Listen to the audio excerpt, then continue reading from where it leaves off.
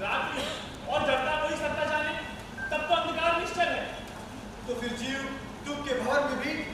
उसी की अभिलाषा क्यों करता है? रात्रि के अंधकार में दीपक क्यों जलाता है? क्या यह वास्तविकता की ओर उसका झुकाव नहीं? सत्ता भले ही नष्ट हो जाए किंतु उसका नाश नहीं होता। गृह का रूप न रहेगा तो ईंटें रहेंगी, उसका स्वरूप परिवर्तित हुआ तो मिट्टी हुई, राख हुई, परमाणु हुई। यह पूर्ण सत्य है, यह पूरा विश्व सत्य है। असत्य का भ्रम दूर करना होगा, मानवता की घोषणा करनी होगी, सबको समता मिलाना होगा। अरे सके तो ये बताओ मैं यहाँ पे क्या करूँ? तुम तो न जाने कैसी कैसी बातें करते हो, कुछ तो समझ में नहीं आती और जो समझ में आती है उन्हें व्यवहार में लाना अत्यंत कठिन है। अरे इस नाग जाति को हम किस रीति से अपनी प्रजा बनाएंगे? ये ना तो सामने आके डरते हैं और ना ही अधीनता स्वीकार करते हैं। मैं यहाँ पर क्या करूँ सके? पुरुषार्थ करो, जड़ता हटाओ। इस वन्य प्रांत में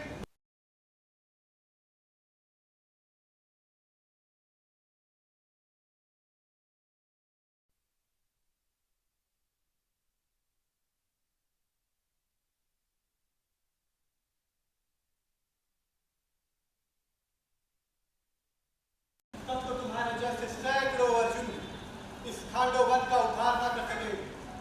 अर्जुन, इसमें आग लगा दो, अग्निदेव को वसा और मांस का भोग लगाओ। उन्हें प्राकृतिक आहार की आवश्यकता है, वही है जो इस जंगल को सुंदर जनपदों में परिवर्तित करेगी। अभी ये क्या कह रहे हो? अभी तो विश्व मैत्री की बड़ी बड़ी बातें कर रहे थे और अब यह अनाचार, इतने सारे प्राणियों की हिंसा और निर्वासन की बात करने लगे। तुम्हारा बलिहारी बुद्धि जो इन विपक्षी द्वंद्वों के पोषक है, जो मिथ्या विश्वास के सहायक, क्या उन्हें समझाकर अपना प्रयत्न सफल कर सकते हो? जो जिस योग्य है उसे वैसा ही संघर्ष करना पड़ेगा। जिनमें थोड़ी कसर है वो हमसे ईर्ष्या करके हमारे बराबर पहुंचे। जो बहुत पिछड़े हैं उन्हें फटकारने से ही काम चलेगा। जो धार्मिक होने के बदले दस्यु होने में ही अपना गौरव समझते हैं, उन्हें स्वयं हमारा रूप धारण करना पड़ेगा। अर्जुन, परमात्मा के इस कार्यशील शरीर में किस अंग का कितना निरर्थक अंश लेकर कौन सी कमी पूरी करनी चाहिए, ये हर कोई नहीं जानता। अर्जुन, इस पूरे विश्व को एक समान देखने पर यह सब सरल हो जाता है। तुम इसे धर्म और भगवान का कार्य समझकर करो। अर्जुन, तुम इस विषम व्यापार को सम करो। दुष्ट प्राणियों को हटाया जाना ही अच्छे विचारों की रक्षा है। अर्जुन, आग लगा दो इसको।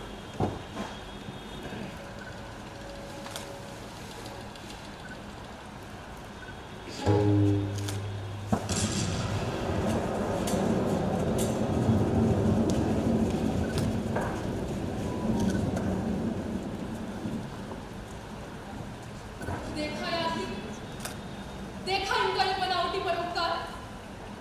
इन्हीं की तुम प्रशंसा करती हो, जिनकी वजह से निरीह नागों का निर्वासन हुआ। और फिर यदि नागों ने आप हीरों के साथ मिलकर यादवियों का अपहरण किया तो क्या बुरा किया? यदि नागराज तक्षक ने श्रृंगी ऋषि से मिलकर परीक्षित का संहार किया तो क्या अनिष्ट किया? इस विश्व में बुराई भी अपना अस्तित्व चाहती है। मैंने नाग जाति के कल्याण के लिए अपना यौवन एक वृद्ध तपस्वी ऋषि को अर्पित कर दिया। केवल जातीय प्रेम के कारण मैंने अपने ऊपर यह अत्याचार किया है। और मैंने विश्व मैत्री तथा शांति को आदर्श बनाकर नाग पैड़े का ये अपमान सहन किया। मायावली, ये कैसा कुहक दिखाया, अभी तक सिर घूम रहा है। बिल्कुल इंतजार है यार, ये विद्या हम नागों की पैतृक संपत्ति। किंतु ये जानकर भी तुमने उल्टी ही बात सोची। मनसा, तुम्हारा कथित हृदय कैसे शुद्ध होगा? आर्यों को इसका प्रतिफल देकर उन्हें इस हृदय की प्रतिहिंसा भोगनी पड़ेगी।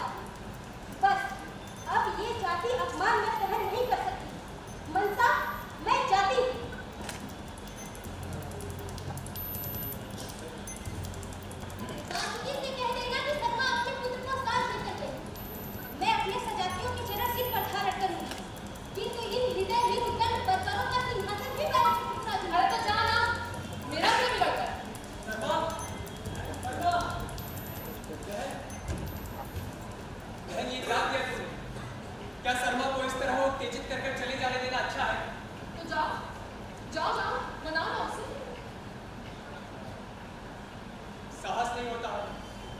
तुमने अपने रूखे व्यवहार से जरत्कारु को भी यहाँ रहने नहीं दिया। अरे हम आर्यों से मेल करने की जो चेष्टा कर रहे हैं, इस पर इसका कैसा प्रभाव पड़ेगा? कैसा प्रभाव पड़ेगा ये तुम जानो, मुझे इससे क्या। और वैसे भी जरत्कारु गए तो क्या हुआ? तुम लोगों ने मेरा नाम भी तो जरत्कारु ही रख दिया है। अब क्या कोई दूसरा नाम बदलोगे? बहन व्यंग ना बोलो। तुम्हारी इच्छा से ही ब्याह हुआ, किसी ने दबाव डालकर ब्याह नहीं करवाया। और नागों के उपकार बस बस, कायरों की संख्या ना बढ़ाओ। नागों के विश्व कुल में तुम्हारे सदृश व्यक्ति भी उत्पन्न होंगे, ऐसी संभावना न थी। रमणियों के आंचल में मुंह छिपाकर आर्यों के समान वीरशाली जाति पर बाण बरसाना चाहते हो। मैं ये पाखंड नहीं देख सकती। खांडव की ज्वाला के समान जन्म, चाहे उसमें आर्य भस्म हो और चाहे तुम, किंतु इस नीच अपने की आवश्यकता नहीं।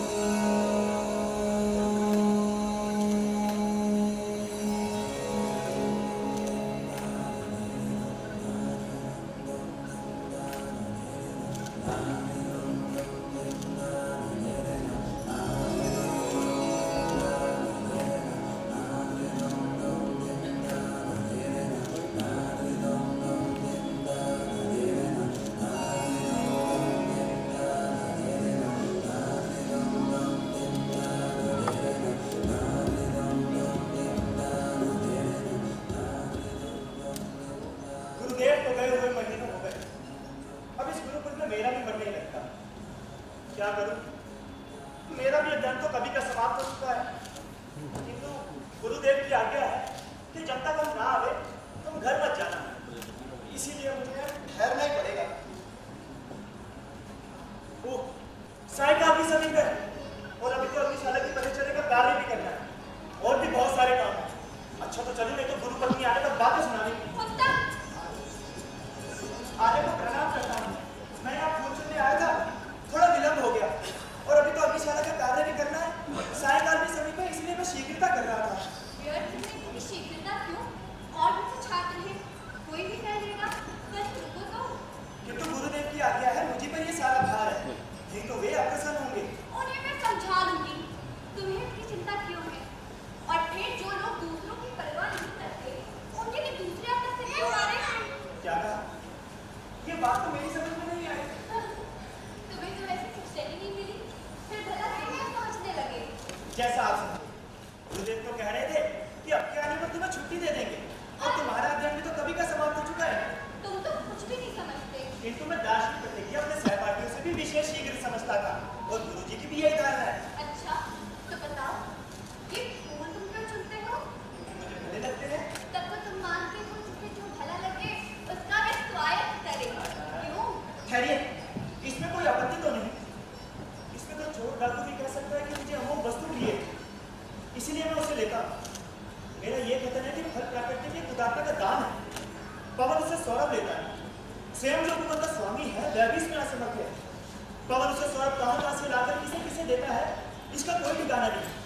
हाँ, अतः ये सिद्ध हुआ कि फल प्राकृति एक साधारण वस्तु है, इसीलिए मैं उसे लेता हूँ। यह मुझे रुचते भी है और मेरे है भी। तुम्हारे गुरुजी ने तुम्हें जितना तर्क पढ़ाया है, उतना यदि संसार की शिक्षा देते तो तुम पर बड़ा उपकार करते। अच्छा बताओ तो सही, ये फूल इन दिनों में क्यों फूटते हैं? क्योंकि उनके विकसित होने की ऋतु यही होती है। क्यों उत्तम? भला विकसित होने की भी कोई ऋतु होती है? क्या ये भी कोई नियम है? और नहीं तो क्या। और जो फूल ऋतु में विकसित होते हैं, उन्हें अपनी वृत्ति की ही तोड़ लेना चाहिए, अन्यथा वे कुम्भला कर व्यर्थ झड़ जाएंगे। इसलिए उनका उपयोग कर लेना चाहिए। क्यों? यही बात है ना? और नहीं तो क्या। फूल सूंघने से हृदय पवित्र होता है, मेघा शक्ति बढ़ती है और मस्तिष्क प्रफुल्लित होता है। तुम्हारा सिर होता है। क्षमा कीजिएगा आप रुष्ट हो गई? नहीं उत्तम, भला मैं तुमसे रुष्ट हो सकती? ये भी तुमने अच्छी ही कही। अच्छा सुनो, इन फूलों की एक माला बनाओ, तब तक मैं कोई गीत गाती हूँ। जो आ गया।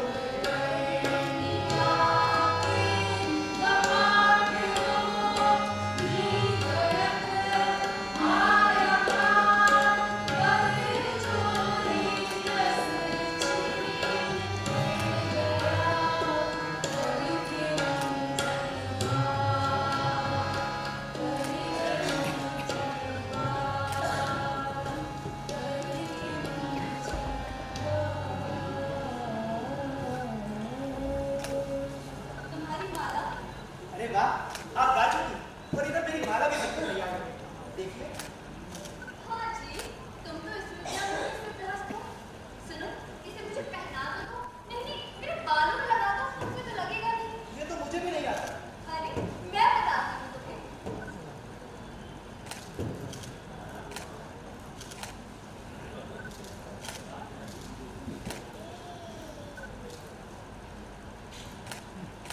लीजिए, ये लग गए।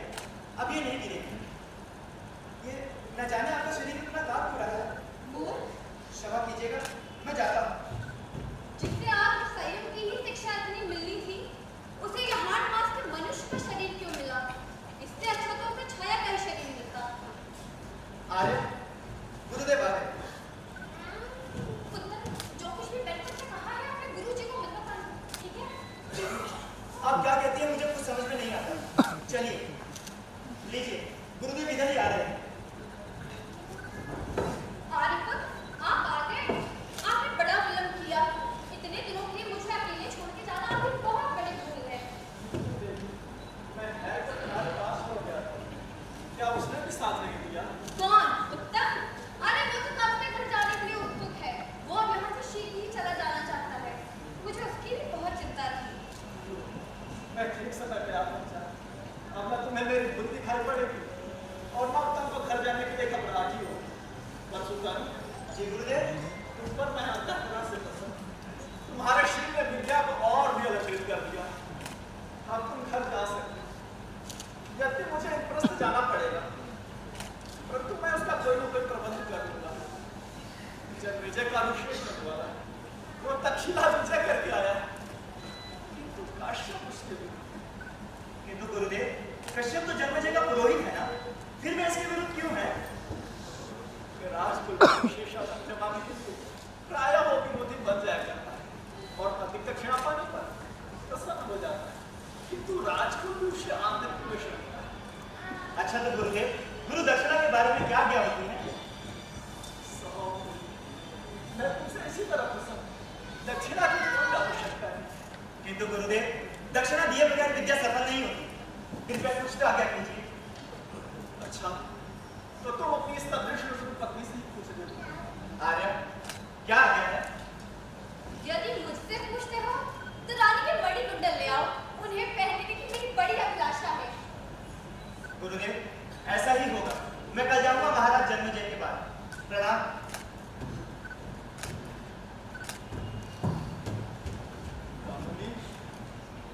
दुर्बलता और उदंग का चरित्रबोध मैंने अपनी आंखों से देखा है। मुझे लज्जा नहीं आती।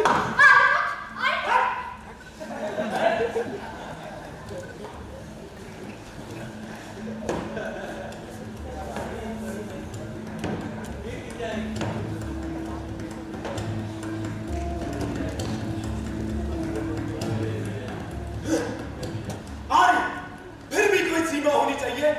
राजपद का इतना अपमान। राजन, वसुंधरा के समान चक्रवर्ती का हृदय भी सरल होना चाहिए। उसे व्यक्तिगत मान अभिमान पे ध्यान नहीं देना चाहिए और ब्राह्मणों को तो सदा प्रसन्न रखना चाहिए, क्योंकि वे राष्ट्र हित का चिंतन करते हैं। इसीलिए ब्राह्मण देव इतने सम्मानित है राजन। किंतु आर्य, मैंने ऐसी कोई बात ही नहीं की जिस कारण पुरोधा प्रसन्न हो, और उन्हें तो राष्ट्र के उत्कर्ष से प्रसन्न होना चाहिए, ना कि वे मुझे मना करते कि तुम तक्षशिला पर चढ़ाई न करो।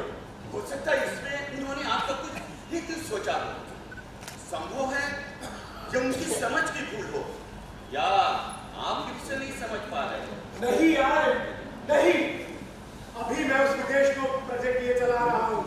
आपको नहीं मालूम वे बनने जातियां किस तरह सुखी और सभ्य परिवारों को तंग किया करती हैं। कन्याओं का अपहरण हो रहा था, धनी लूटे जा रहे थे, व्यवसाय का सारा मार्ग बंद हो चुका था। अब आप ही बताइए, ऐसे में मैं दंड न देता तो और क्या करता? नहीं, अगर ऐसी बात थी तो युद्ध यात्रा आवश्यक थी। ये राजधर्म था राजन। वैसे राजन, मैंने आपका इंद्राभिषेक करा दिया है और वो संपन्न भी हो गया है। किंतु एक बात राजन, आपको अपने राज पुरोहित का शब्द क्षमा मांगनी चाहिए और सारी दक्षिणा उन्हीं को दी जानी चाहिए। इससे मुझे बहुत प्रसन्नता है। ठीक है, क्या हुआ? कोई जाकर आचार्य को बुला लो। एक बात और राजन, मानविकता से प्रजा की पुकार सुनना, युद्ध यात्रा जब तुम्हें विजय देगी, इस इंद्राभिषेक का यही फल है। राजन, तुम्हारी राज्य परिषद ने भारत के साम्राज्य का तुम्हारी किशोरावस्था में बहुत ही सुनियोजित ढंग से शासन किया। यौवन और दर्द में आकर उसे बिगाड़ न देना। महाराज की जय हो। आचार्य पुरोहित पधार आए। प्रणाम ऋषिवर, प्रणाम। अरे महाराज, ये क्या? इसका लकड़ दादा कवच एक दासी का पुत्र था, इसलिए ब्राह्मणों ने उसे भोजन की पंक्ति से निकाल दिया। अरे उन्हीं का वंशधर है ये दुर्गुण।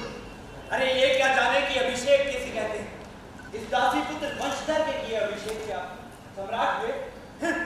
अरे भोगोगे इसका फल, मिलेगा इसका परिणाम। मैं कौरवों का राज पुरोहित, राजकुल का देव, उसी का इतना पंच। ऋषिवर क्षमा। राष्ट्र के काम को रोक देना भी तो उचित नहीं था। भला सोचिए ऋषिवर, सोचिए, वहां तक्षशिला में ब्राह्मण कन्याएं दस्युओं द्वारा अपहृत की जा रही हैं, और यहाँ पे आप राजन को तक्षशिला कैसे रोके? वे कहाँ का सम्मान है? हाँ, क्या वे आपके स्वजन नहीं? क्या वे इस राज्य के नहीं? क्या उनकी रक्षा का भार इंद्रप्रस्थ के सम्राट का नहीं? अरे मैं कौरवों का कर्मकांड कराते कराते बुढ़ा हो गया, लेकिन तुझ जैसा लफंगा मैंने आज तक इस राजसभा में नहीं देखा। क्या राजतंत्र जो चाहे वही करता जाएगा और ब्राह्मण बस उसी में हाँ मिलाते जाएंगे? अरे यदि ऐसा ही था तो ब्राह्मणों को सजा देने का अधिकार राजाओं को क्यों ना मिला? नियंत्रित राष्ट्र के नियमन का अधिकार ब्राह्मणों का है। पर ये बात तू क्या जाने? अरे ये तो वही जान सकता है ना जिसकी ये पैतृक संपत्ति। जब राजा अपनी प्रजा का और अपने राष्ट्र का वैभव बढ़ा रहा हो, तो उसका आदर करना भी प्रजा का धर्म है। और अपने पुरोहित गुरु समान ब्राह्मणों के अपमान का प्रायश्चित कौन करेगा? अरे राष्ट्र का भला एक स्वतंत्र धर्म है, लेकिन ब्राह्मणों का अपमान ये पाप है। दोनों का फल अवश्य ही मिलेगा। और ये तू क्या पढ़ाया है? इन्हीं कामों में मेरी उम्र बीती है। भगवान को मेरा प्रणाम। भगवान, भले मुझसे अनेक गलतियां हुई, किंतु दक्षिणा मैंने किसी को न दी, तो स्वयं माफी के लिए रखी है। अरे आशीर्वाद महाराज, आपका कल्याण हो।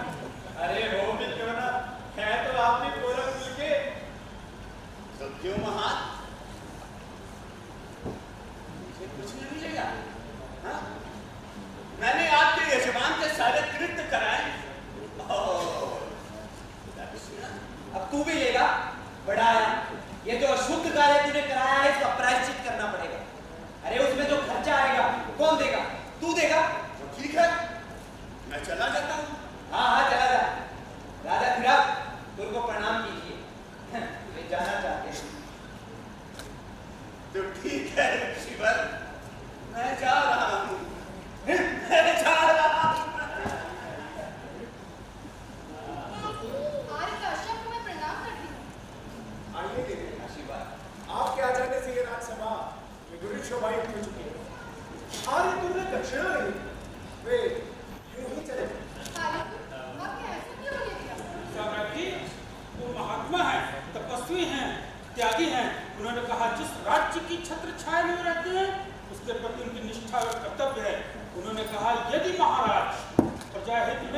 विजयी होकर वापस लौटते हैं उनका इंद्रिय महाभिषेक कराना कर्तव्य है, परंतु दक्षिणा के अधिकारी तो राजपुरोहित काश्यप ही है।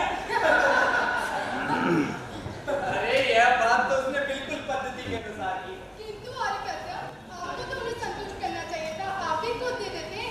अरे सम्राट, अभी तो आपसे कोई दक्षिणा मिली ही नहीं। अरे जब मिल जाएगी को देने के बारे में विचार करेंगे। तब भी विचार।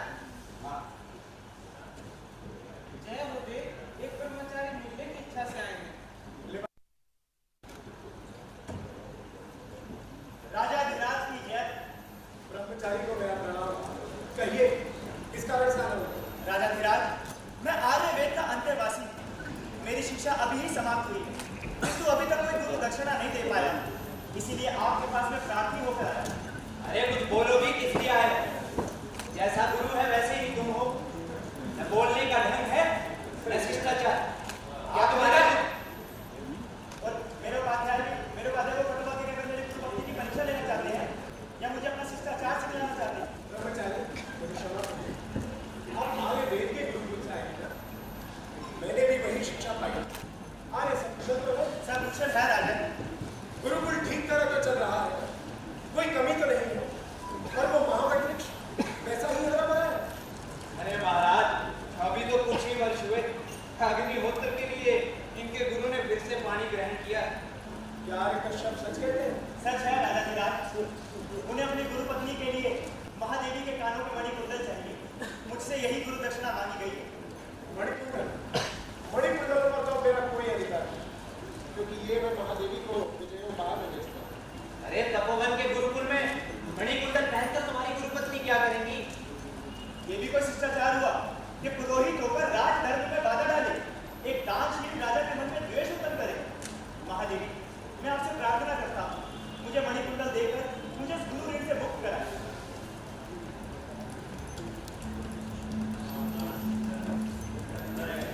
लीजिए ब्रह्मचारी, किंतु इसे बड़े सावधानी से लेके जाइएगा। अचल सौभाग्य, राष्ट्र की अविचल रहे। ये तक्षक के अमूल्य मणिकुंडल है, वो इनकी ताक में है, उन्हें सुरक्षित रखिएगा। जो आ गया राजा, प्रणाम।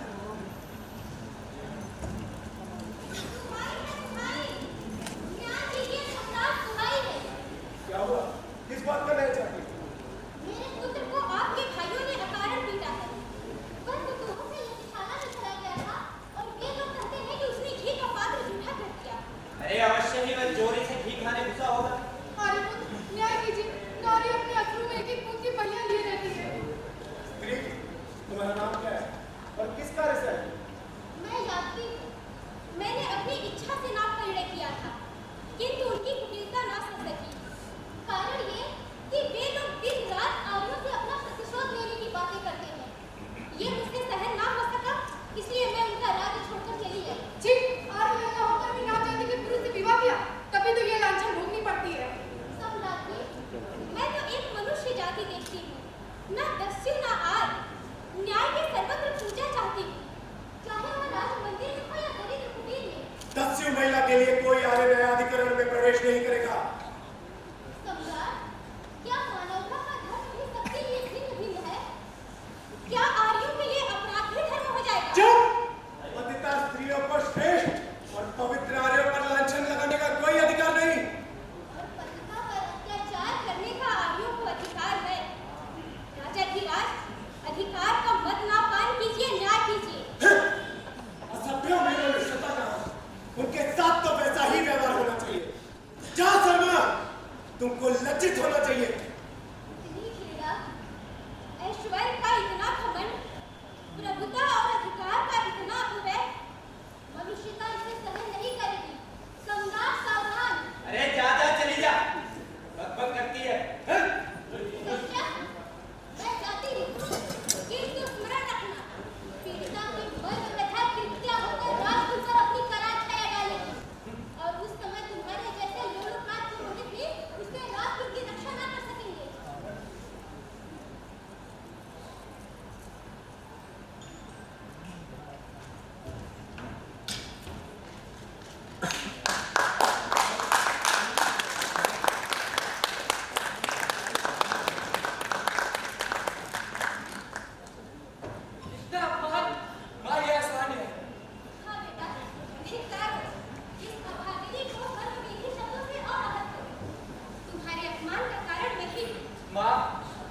तब वीरों में ऐसी कौन सी विशेषता है जो तुम अपना राज्य छोड़कर इनसे तिरस्कृत होने चली आई हो?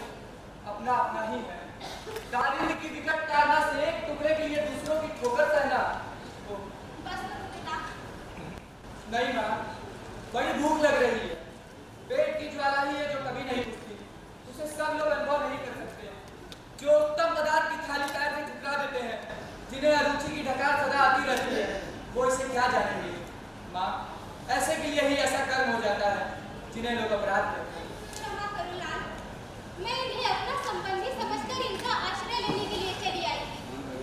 मैंने न्याय की प्रार्थना की तो इन्होंने एक अपमान और जोड़ दिया। मैंने नाक पहले किया था, ये भी मुझ पर एक अपमान लगा। हे भगवान, मेरे अभिमान का ये फल। फिर तुमने मुझे प्रतिशोध लेने से क्यों रोक दिया? हत्या, तू शर्मा का पुत्र होकर गुप्त रूप से हत्या करना चाहता था। तू उनसे लड़कर वहीं मर जाता या उन्हें मार डालता, ये मुझे स्वीकार था। पर उसके लिए अभी तो बिल्कुल बच्चा है। दुर्बलों के पास उपाय क्या? क्या तब मुझे शांति न मिलेगी जब तुम हस्तिनापुर के राज मंदिर की ओर दीनता से ताकती रहोगी? नहीं पुत्र, इस अपमान का बदला मैं लूंगी, किंतु सहायता के लिए लौटकर न फिरने न जाऊंगी। फिर प्रतिशोध कैसे संभव है माँ? मैं अपने अत्याचार का बदला लूंगा। मैं पिता के पास जाऊंगा माँ, मनसा के हाथों का अस्त्र बनूंगा, उसकी भीषण कामना का पुरोहित बनूंगा। उसका तांडव किए बिना मैं जी न सकूंगा माँ। माँ, मैं आत्मघात कर लूंगा माँ, मैं आत्मघात कर लूंगा।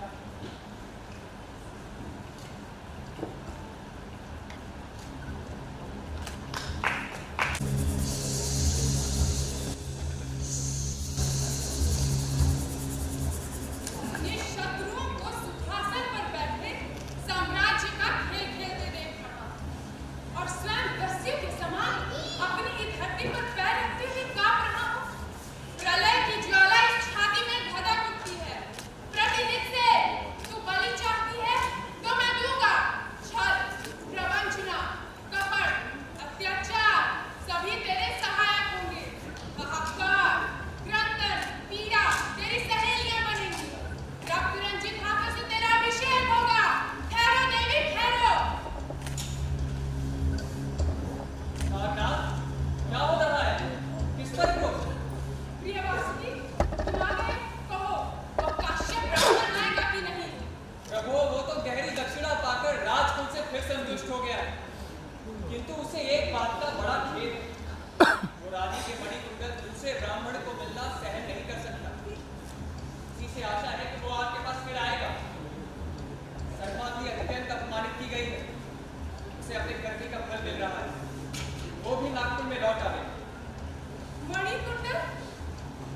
वही मणिकुंडल जो कभी हम नामों की अमूल्य संपत्ति हुआ करते थे। वासुकी वो हमें फिर कहाँ मिलेगा? अगर वो मणिकुंडल हमें मिल जाए तो उस काश्यप को देकर उसे अपनी ओर मिला ले। इस राजकुल का पूरा समाचार हमें उस काश्यप से ही मिलेगा। नागनाथ की जय हो। प्रणाम करता हूँ ब्राह्मण देवता। कहिए, कुशल तो हैं? आर्य क्षत्रियों को घमंड हो गया है। उनके परिणाम में एक तीखा तिरस्कार भरा रहता है। ब्राह्मणों का सम्मान वे अब सहन नहीं कर सकते। उनकी बातों को मजाक में उड़ा देते हैं। किंतु नागराज अभी तक क्षत्रिय स्पष्ट रूप से ब्राह्मणों के नेतृत्व का विरोध नहीं कर सकते। वे अभी भी प्राचीन संस्कारों के वशीभूत। तो फिर क्या आ गया है? घबराइए मत। आने वाले वक्त में आपके ही मंच पर राजगद्दी पर विराजमान हुए। बस इसके लिए उद्योग करते रहे। प्रभु, मणिकुंडल कौन ब्राह्मण लाया है? लोग आ रहा है। छिप जाते हैं।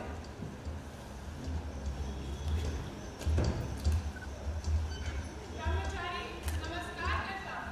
कल्याण, मैं थक गया। यदि आप विश्राम करूं तो आप असंतुष्ट तो ना होंगे। क्या आप इस कानून के स्वामी हैं? अभी तो नहीं, किंतु हाँ, अभी हुआ करता। आप आराम।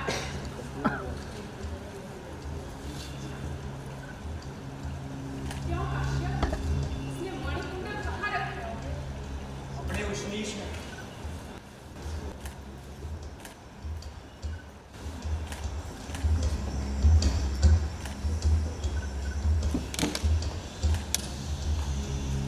नागराज बहुत हत्या नागराज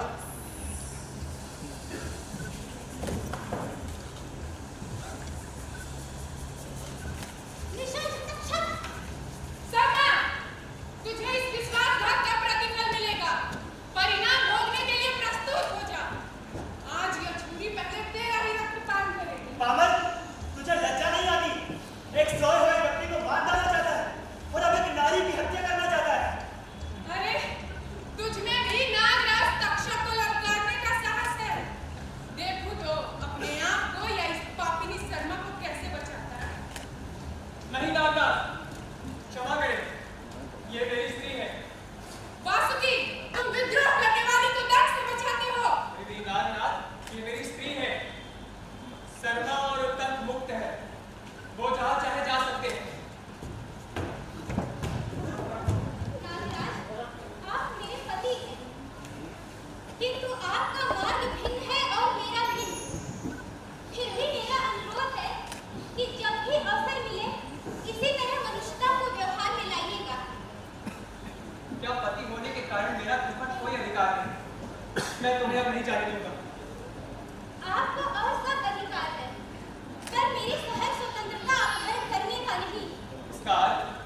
इसका अर्थ यही हुआ कि मैं आपके साथ चलूंगी, पर अपमानित होने के लिए नहीं। आपको प्रतिज्ञा करनी पड़ेगी। तो ठीक है, मैं प्रतिज्ञा करता हूँ। अच्छी बात है।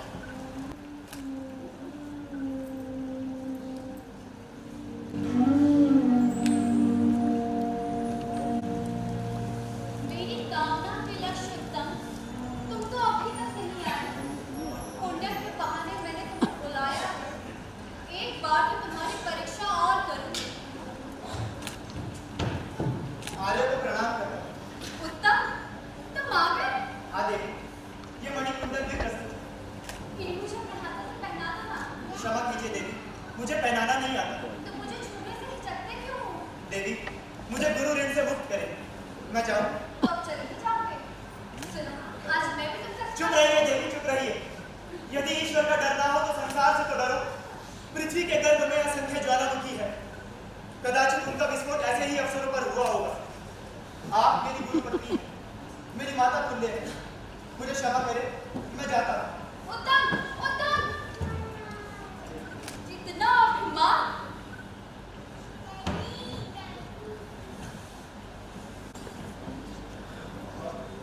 लग गया थोड़ा आराम कर लेता।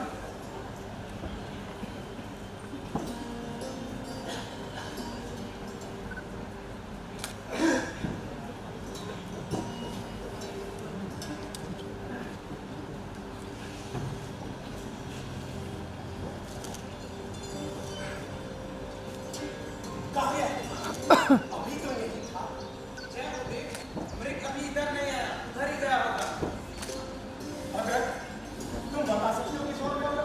प्रभु, तनिक सावधान हो जाइए, अभी पता चल जाता है।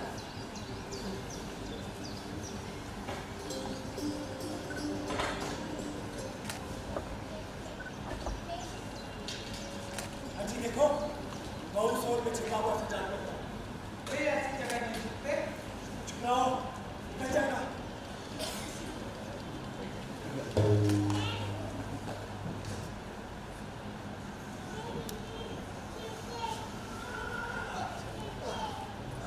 क्षमा हो गए, मनुष्य का सब सुनाई पड़ता है। क्या? जल्दी चलो।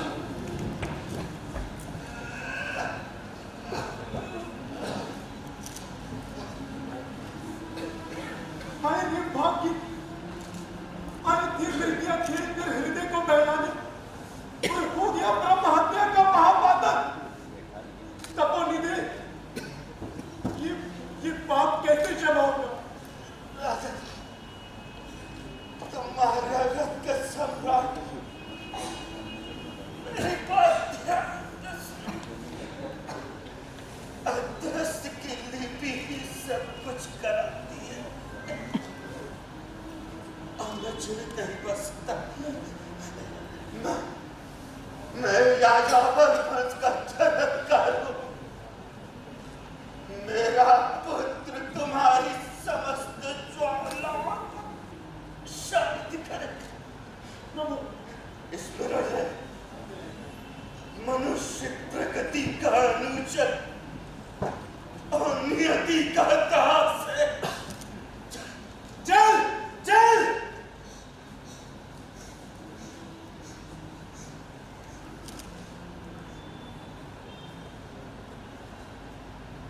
पिताजी,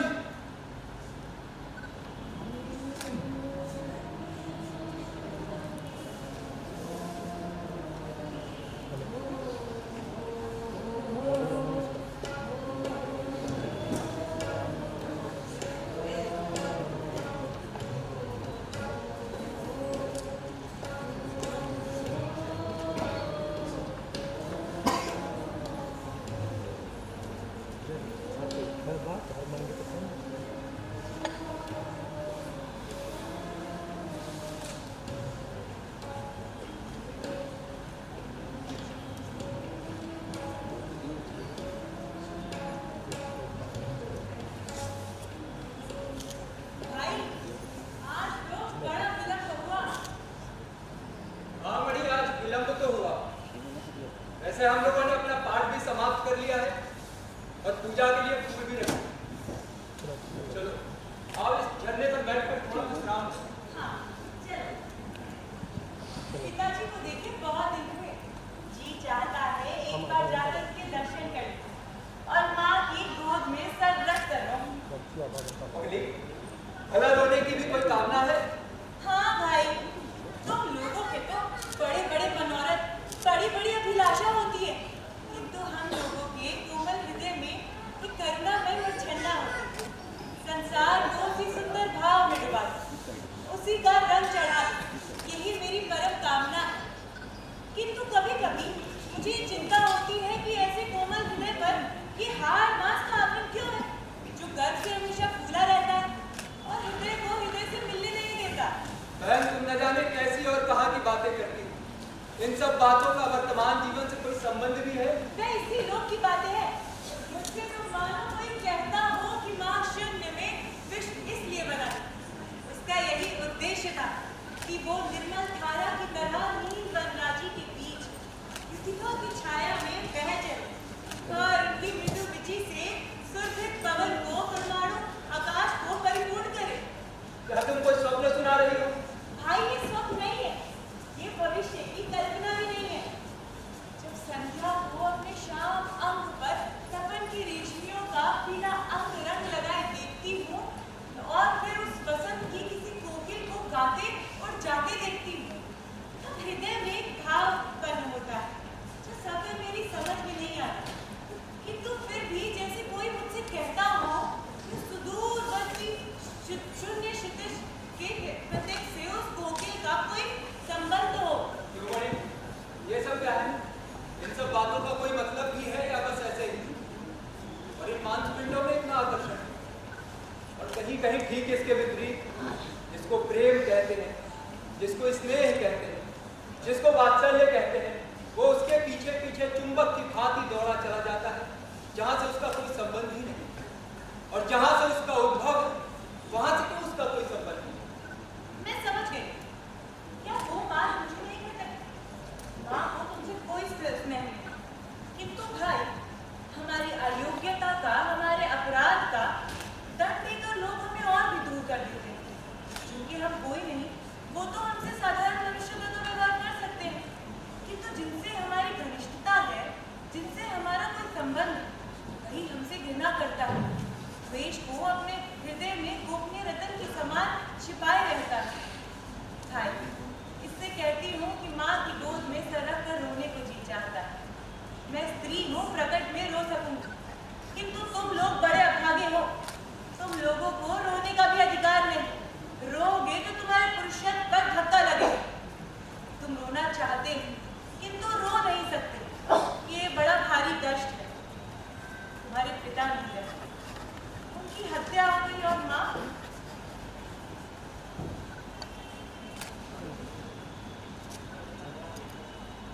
नहीं भैया,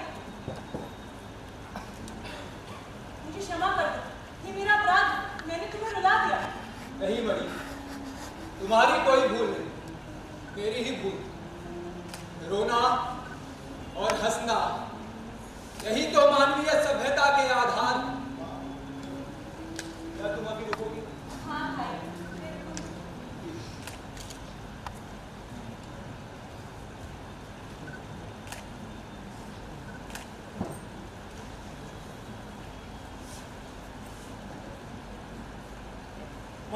क्या है? प्रकृति का अनुचर और नियति का दास,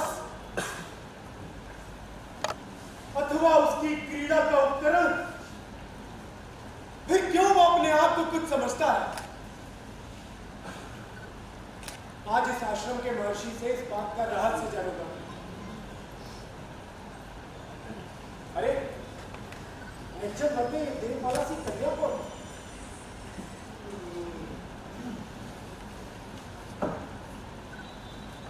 वाह, कितना रमणीय स्थान है।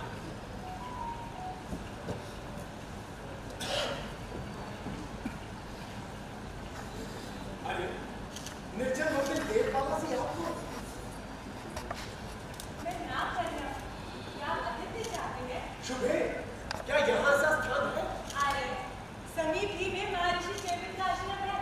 मेरा भाई उन्हीं के गुरुकुल में पढ़ता है। मैं भी थोड़े दिनों के लिए यहाँ आ गई। ऋषि पत्नी मुझे भी शिक्षा देती। भद्रे, यदि तुम्हारा भी परिचय पा जाऊं तो मैं विचार करूं क्या आतिथ्य ग्रहण कर सकता हूं या नहीं। मैं नागराज तक्षक की कन्या हूँ और जरत्कारु ऋषि का पुत्र आस्तिक मेरा भाई है। ये कैसा तो क्या कहा? जरत्कारु? हाँ, ययावर जरत्कारु ने मेरी बुआ मनसा से विवाह किया था। ना कन्या, मुझे क्षमा करना कि तुम्हें तुम्हारा आतिथ्य इस समय ग्रहण नहीं कर सकता। मैं एक पुरोहित ढूंढ रहा हूँ। मैं पौरव जन्मेजय हूँ। स्वागत माननीय अतिथि, आपको इस गुरुकुल का आतिथ्य अवश्य ग्रहण करना चाहिए, नहीं तो कुलपति सुनकर हम पर बहुत रुष्ट होंगे। अवश्य, किंतु मुझे अभी आवश्यक कार्य है, फिर कभी आकर करूंगा। रुकिए, मैं समझ गई। मैं शत्रु कन्या हूँ इसलिए। नहीं बदले, तुम्हारे इस मुखमंडल पर तो शत्रुता का कोई भाव ही नहीं। ऐसा सौंदर्य मुख तो मैंने पहले कभी नहीं देखा। आप आदि जाति की सम्राट हैं। किंतु मैं तुमसी नाग कन्या का प्रजा होना भी अच्छा समझता हूँ।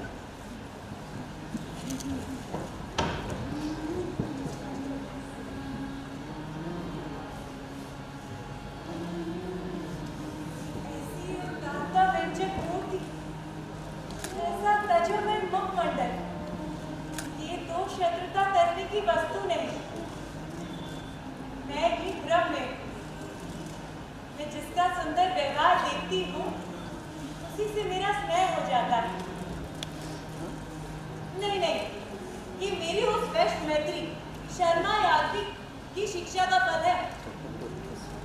किंतु यहाँ दो अंतःकरण में जैसे गुदगुदी होने लग गई है।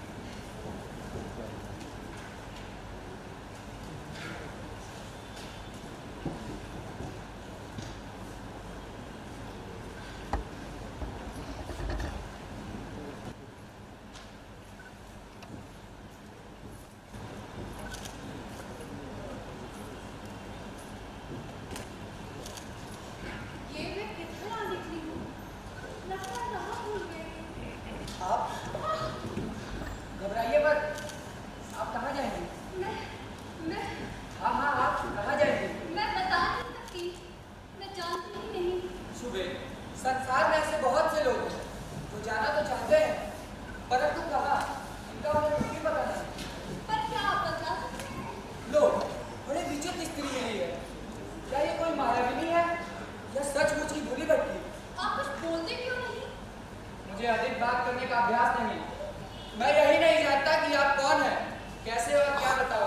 अच्छा, आप कौन हैं? ये ना पूछो। मैं संसार की भूली हुई वस्तु हूँ। न मैं किसी को जानना चाहता हूँ और न कोई मुझे पहचानने की चेष्टा करता है। मेरी विलक्षण स्थिति कुछ इसी प्रकार है। मैं कैसे कह सकता हूँ कब तक और कहाँ रह सकूंगा? आश्चर्य, तुम तो खुद एक पहेली के समान हो। मैं ही नहीं, ये समस्त विश्व एक पहेली है। हर्ष, दोष, प्रतिहिंसा, प्रतिशोध। क्या कहा? प्रतिशोध, क्या ये सब पहेली नहीं? हाँ हाँ, याद आया।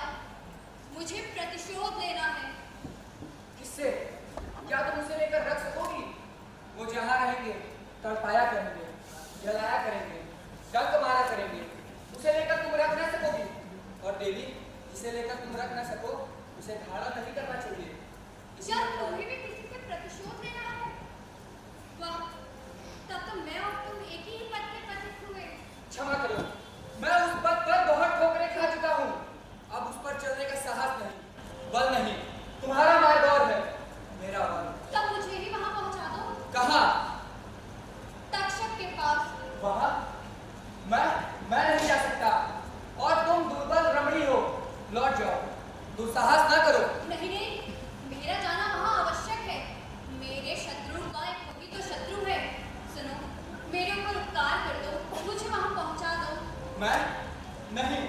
लो, वे स्वयं इधर आ रहे हैं। मैं जाता हूँ। सुनो सुनो,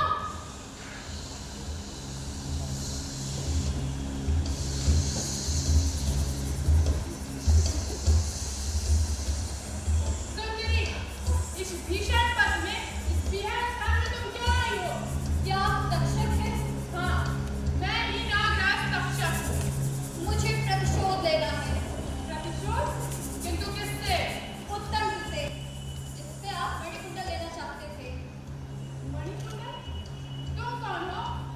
मैं चाहे कोई हूँ, जो कोई उत्तम को मेरे अधिकार में करेगा उसे मैं मणिकुंडल दूंगी। ठहरो, तुम बड़ी शीघ्रता से बोल रही हो। क्यों, विश्वास नहीं होता क्या? होता है, पर वह काम उसी क्षण तो नहीं हो जाएगा।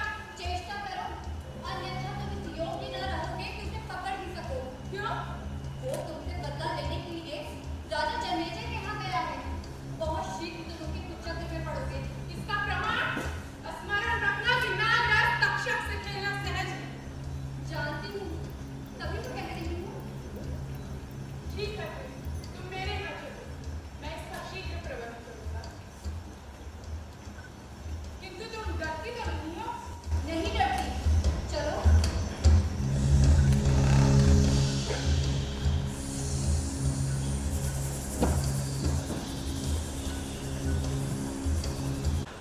आपकी ये बात तो मुझे समझ में आ गई और ऐसा करूंगा मैं।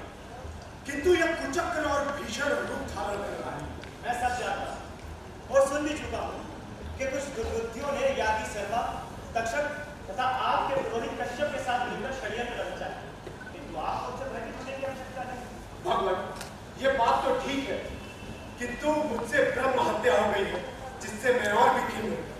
उधर काश्यप मुझ पर आरोप लगाते हैं कि मैंने ये ब्रह्म हत्या जानबूझ के की है, और इधर जब मैं आपसे तक्षक द्वारा अपने पिता के निधन का गुप्त रहस्य सुनता हूँ, तो क्रोध से मेरी बिजलियों की तरह तड़पने लगती है। किंतु मैं क्या करूं? परिषद भी कुछ अन्य मनस्क है और कर्मचारी भी से कुछ डरे हुए हैं। लखनहारे से तो आप सुन ही चुके हैं कि इसी कश्यप ने तक्षक के साथ मिलकर राज मिलन कराया है।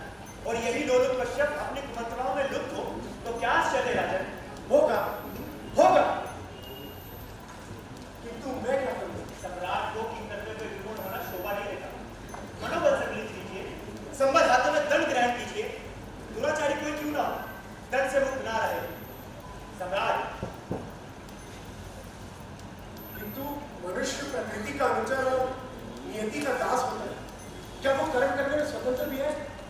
अपने कलंक के लिए रोने से क्या वह छूट जाएगा? उसके बदले सुकर्म करने से। सम्राट, मनुष्य तब तक यह रहस्य नहीं जानता तभी तक वे नियति का दास बना रहता है। अपने तीनों वीर साहूकारों को विजय उपहार लेने के लिए भेजिए और आप उन नागों का दमन करने के लिए तक्षशिला की ओर प्रस्थान कीजिए। आर्यतंक पौरव जन्मेजय ये प्रतिज्ञा करता है कि अश्वमेध पीछे होगा, पहले नाग यज्ञ होगा। संतुष्ट हुआ सम्राट, मेरा आशीर्वाद आपके साथ है कि आपका शांतिमय राज्य बढ़े। अब आप शीघ्रता कीजिए, मैं जाता हूँ।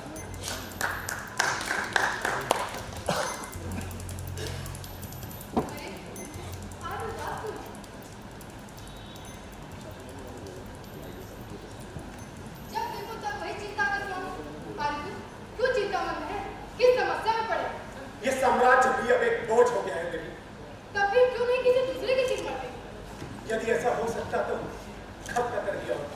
तब फिर वही कीजिए जो सामने आए उसे करते चलिए। करूंगा, एक दिन कर्म समुद्र में कूद पड़ूंगा, फिर चाहे जो हो। आलस्य अब मुझे और कर्मण्य नहीं बना सकता। किंतु देवी बहुत प्यास लगी। कोई है? रंगा? महादेवी की जय हो। रत्नावली से कहो मीठा जल ले आए। जो आप आज रत्नावली का गान सुनिए। मेरी भी आज कामना थी कि आनंद विनोद करूंगी। फिर कल से तो अश्वमेध और नाग यज्ञ होंगे। क्या अश्वमेध और नाग यज्ञ? जब देखो युद्ध विग्रह, एक घड़ी आराम नहीं। पुरुष के कैसे कठोर होते हैं? यही उनकी भाग्य लिखी है। क्या वे आनंद विलास प्रमोद में अपना समय व्यतीत नहीं करना चाहते? किंतु क्या करें? और स्त्रियों के भाग्य में होता है अपनी अकर्मण्यता पर प्रेम कुछ ना करे।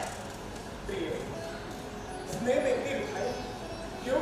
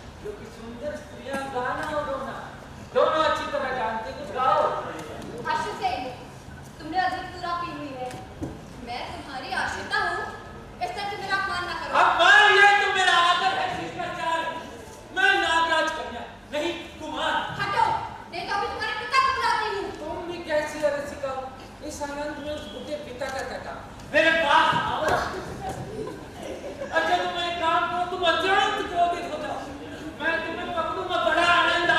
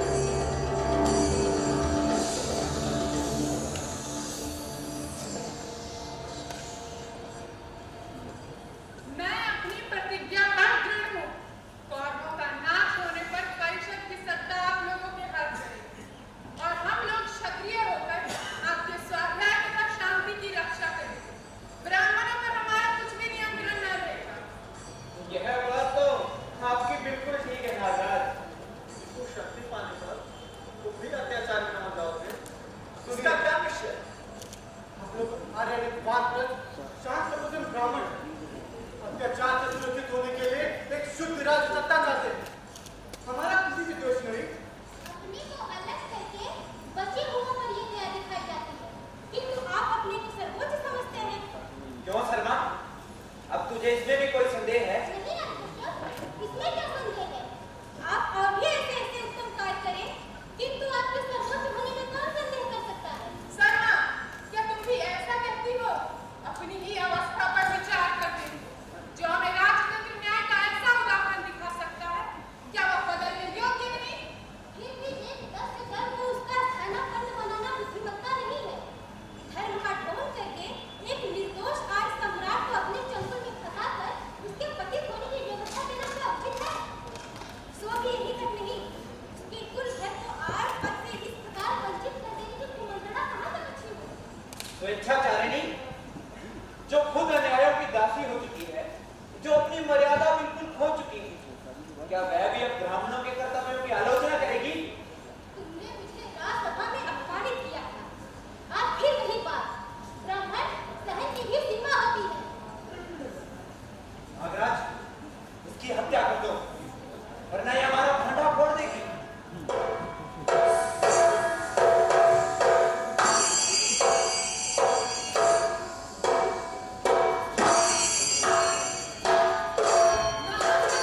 छोड़ो इसे। पहले अपनी रक्षा करो। क्या? अपनी रक्षा? हाँ, अपनी रक्षा। जन्मेजय अपनी सेना लेकर फिर दक्षिणा में पहुंच गया है। भाई वासुकी यथाशक्ति उन्हें रोक रहे हैं, किंतु आर्यों का यह आक्रमण बड़ा भयानक है। वो तुम लोगों से बढ़कर बर्बरता दिखा रहे हैं। जो लोग बंदी होते हैं, वो अग्निकुंड में जला दिए जाते हैं। जन्मेजय कहता है, पिता को जला के मारने का प्रतिफल इन नागों को उसी प्रकार जला कर देगा। क्यों कन्हैया? अपने गांव में अच्छों के हाथों प्राण दो।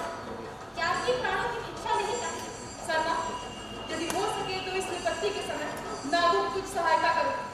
नहीं ममता, ये आप मुझे हट कर दो। इसे बुझाने का साधन मेरे पास नहीं है। इधर हम भी तो आर्य सीमा के भीतर ही हैं। कैसे पहुंचकर वासुकी की सहायता करूं? चलो, मैं एक पद जानती हूँ। वो तुम्हें सुरक्षित स्थान पर पहुंचा देगा। आओ मेरे साथ। चलो भाइयों, हम भी चलेंगे।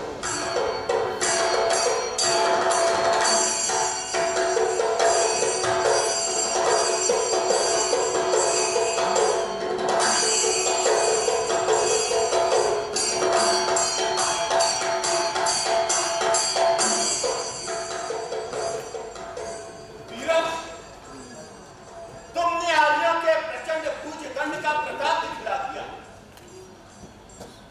सम्राट ने स्कंधावार से तुम लोगों के लिए बधाई भेजी है। इन दस्युपति तनार नागों ने जान लिया कि निष्ठुरता और कठोरता में और शक्ति भी पीछे नहीं। मित्रों के साथ जितना स्नेह दिखलाते हैं, शत्रुओं को उतना कठोर दंड भी देना जानते हैं। क्या कामना है तुम्हारी? दौलत को छोड़कर आज समाज में सम्मिलित होना चाहते हो या नहीं? दस्युवृत्ति छोड़कर सभ्य होना चाहते हो या नहीं? आज सेनापति दस्यु कौन है? हम कितने हैं? जो शांतिप्रिय जनता पर अपना विक्रम दिखाने का अभिमान करता है, या जो एक ही प्रति हिंसा का प्रतिशोध अनेक से लेना चाहता है, वह दुरात्मा है कि हम? इतना घमंड? क्यों नहीं? अपनी मातृभूमि की रक्षा के लिए, अपने प्राण की आहुति देने के लिए रणभूमि में आया। दुर्भाग्यवश अगर मैं बंदी बनाने गया, तो क्या इसके लिए मैं लज्जित हूँ? कदापि नहीं। हाँ, दुख इस बात का हमेशा से रहेगा कि मैं तुझे मार कर मर नहीं सका। जानती हूँ इसका क्या परिणाम होगा? वही जो औरों का हुआ, होगा रणचंडी का विकट तांडव, आर्यों का सुहागन और हमारे जीवन की आहुति। नाग मरना जानते हैं, जिस दिन वो मरना चाहेंगे। मैं सोच लिया हूँ, सोच लिया हूँ। इनकी आहुति दो, आहुति दो। ले, ये तो तक्षक है। पकड़ो, पकड़ो।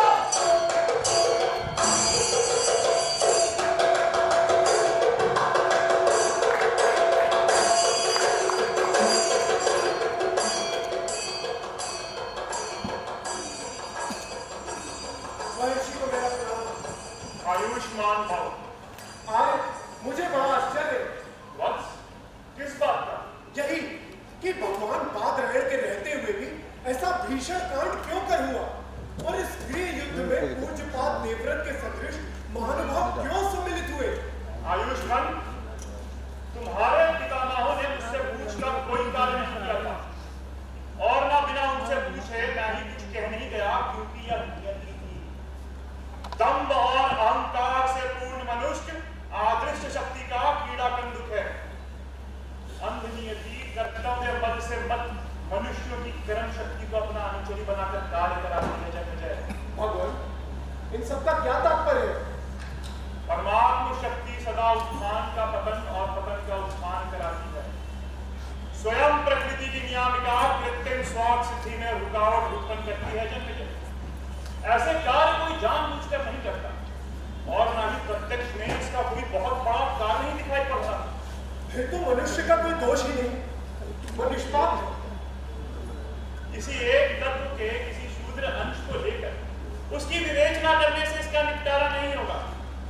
और स्मरण रखो कि पाप का फल दुख नहीं, किंतु दूसरा पाप होता है। जिन कारणों से महाभारत युद्ध हुआ था, वे कारण या पाप बहुत दिनों से संचित होते आ रहे थे। वह किसी के व्यक्तिगत दुष्कर्म का फल नहीं था। परंतु भगवान, इनका कहीं अवसान भी कहूंगा। प्रशांत महासागर के ब्रह्मणी में कुछ मेरा भी भविष्य बताइए। वत्स, यह कौतूहल अच्छा नहीं। जो हो रहा है उसे होने दो। मन को प्रकृतिस्थ करने का उपयोग करो। अपने मन को शांत रखो। परंतु पूज्यपाद, मेरी भविष्य जानने में बड़ी अभिलाषा है।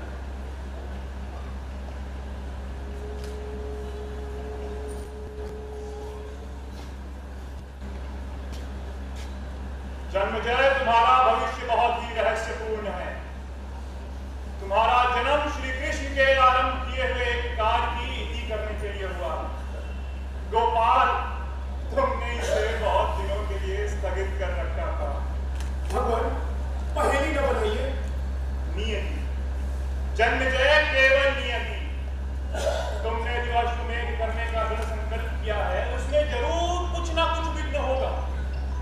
और इतने समय से चली आ रही धर्म के नाम की हिंसा बहुत दिनों के लिए रुक जाएगी। यदि ऐसी कोई बात है तो भगवान, मैं यज्ञ करूं या नहीं? जन्मजय, तुम्हें यज्ञ करना पड़ेगा। तुम्हारे सिर पर ब्रह्म हत्या और नाग हत्या का जो अपराध है, वह इस यज्ञ से ही जाएगा। ब्राह्मण समाज ने तुम्हें अभी तक पतित नहीं ठहराया, क्योंकि वो अभी इस यज्ञ की आशा में ही है। जन्मजय, तुम अभी इतने स्वच्छंद नहीं कि तुम इस प्रचलित परंपरा का उल्लंघन कर सको। तुम्हें यज्ञ करना ही पड़ेगा, फल चाहे जो हो। यज्ञेश्वर भगवान की जो इच्छा। भगवान की जो आज्ञा है। भगवान को मेरा प्रणाम। आयुष्मान भव।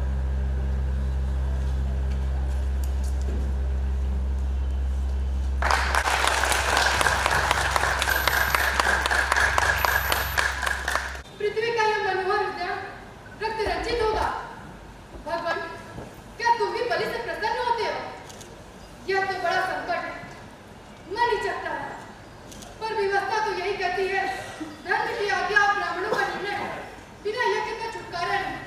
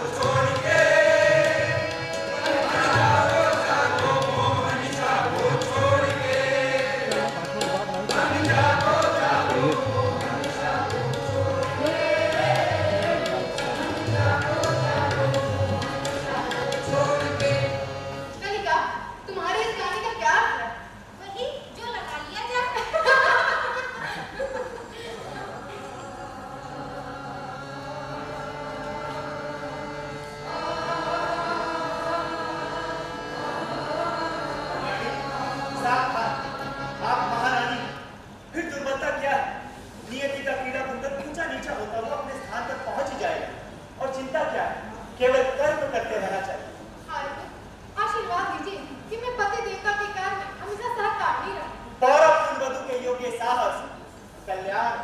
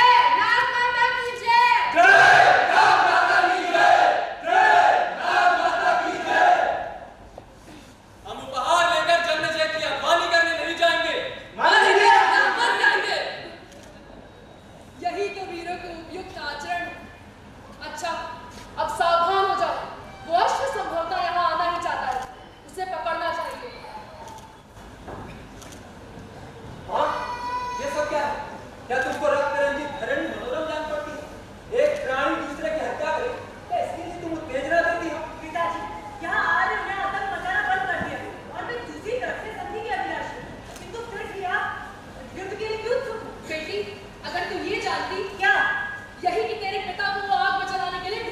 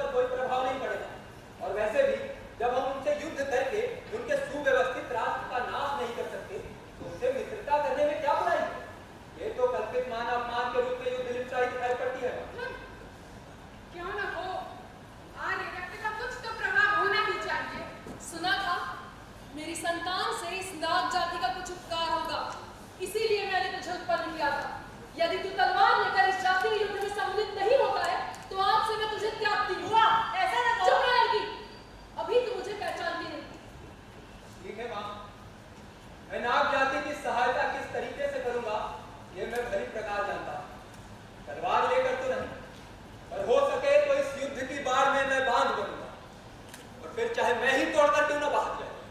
फिर मुझे क्या क्या जा बेटी तू घर जा। सावधान, वॉशो आ रहा है, पकड़ो उसे शुको, छीन लो उसे।